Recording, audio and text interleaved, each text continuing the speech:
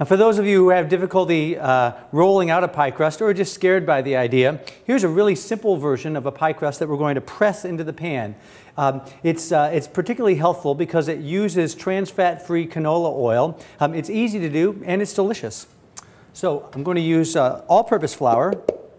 We're going to season our pie crust with a little bit of sugar and some salt. And then in goes the canola oil. I have canola oil and a little bit of milk. I'm just going to blend the two of them together. Stir it around a little bit with my finger, and in we go. Using a rubber spatula, just toss your ingredients together. We're trying to thoroughly moisten the flour without developing too much elasticity, which would make our pie crust tough. Just blend them until they're thoroughly mixed. And you can see I have a nice sort of a crumbly quality to this dough. Since we're not going to roll it out, it's not very important that I have it fully integrated. I can leave it just as it is. Okay. We can have nice little crumbs. I'd like to get your hands involved. This is a great recipe. And for that matter, it's a great recipe for kids. I think a lot of the time kids are scared by the idea of rolling a pie crust. If it tears, that doesn't really work very well. So this is a great recipe. Now, I'm going to take some of this dough, just press it into my pan.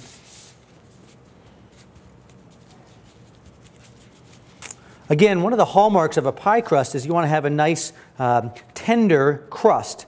Now, using canola oil, besides the health benefits of being trans-fat free, it gives you a nice even quality, a shortness to the dough, the way that the oil is distributed throughout all the dough.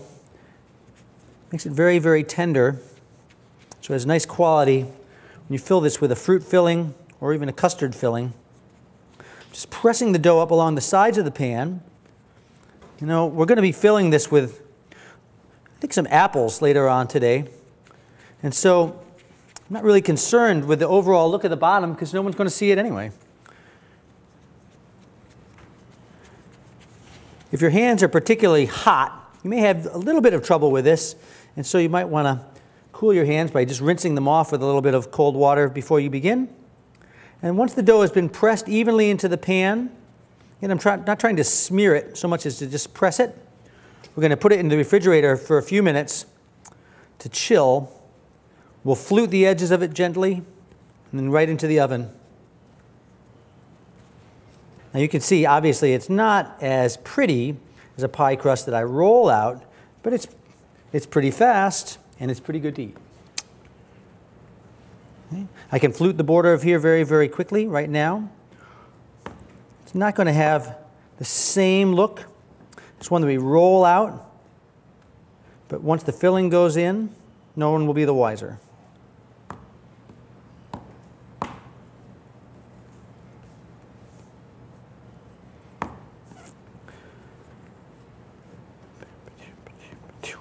There we have it. Pat in the pan pie crust.